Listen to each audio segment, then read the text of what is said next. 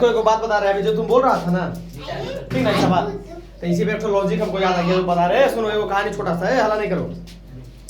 एक होटल था, ठीक है, एक होटल में वहाँ पाव रोटी बनता था, समझ गया ना, पाव रोटी डेली बनता था।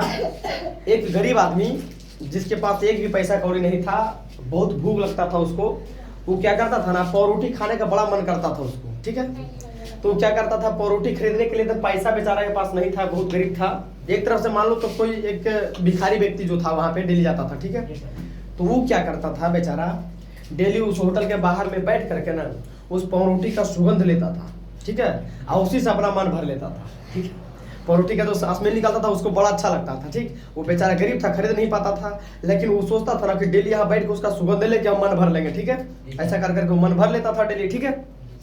एक दिन का हुआ, होटल वाला उसको देख लिया कि मेरे होटल के पास ही डेली बैठता काहे है, पूछा है तो मेरा होटल के पास डेली काहे बैठता, बताया ऐसा सा बात है कि मेरे पास साहब पैसा नहीं है, तो हम आपका पाव रोटी खरीद नहीं सकते हैं, तो हम बैठ करके आपका पाव रोटी का जो स्मेल है ना वो सूंघ करके मेरा अपना मन भर लेते हैं, ठीक है। तो उसके बाद में क्या हुआ ना कि अब ये क्या बोला ना, जो होटल वाला था, ठीक है, ये बोला नहीं नहीं नहीं, तुम मेरा होटल के पास नहीं रहेगा, मेरा स्मेल नहीं सूंघेगा, ठीक है।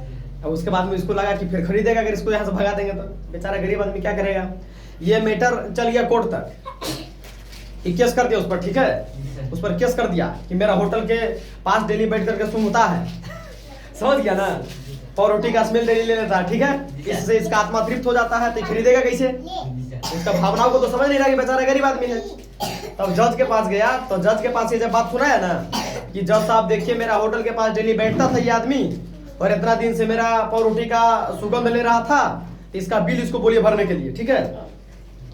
तो ये भिखारी आदमी बोला कि हाँ साहब ये सही बोल रहा है। जज साहब पूछे कि क्या ये सही बात है, तो बोला हाँ साहब ये सही बोल रहा है, ठीक है। तो बोला चलो ठीक है, उस भिखारी आदमी के पास जाने पे करता है, कुछ न कुछ सिक्का पैसा रहबे करता है। तो जज साहब बोले ना तुम्हारे पास कोई सिक्का उक्का है दो चार गो, तो बोला हाँ मेरे पास सिक्का है साहब। तो 2-3 गो पॉकेट से सिक्का निकाल के दिया वो भिखारी आदमी उसको, ठीक है, किसको, जज को, ठीक है। तो वहां पे बोला चलिए ठीक है, देखिए वो हाथ में सिक्का जज लिया और ऐसे ऐसे ऐसे ऐसे 2-3 बार ऐसे ऐसे कर दिया, ठीक है। तो झनझन का जो उसका आवाज आया ना, झनझन का उसका आवाज आया, बाहर निकल में करेगा, ऐसे करेगा। तो उसके बाद में वो हलवाई से पूछते हैं जज साहब कि ये जो सिक्का का झनझन का आवाज आपके कान में गया, तो बोला हाँ गया।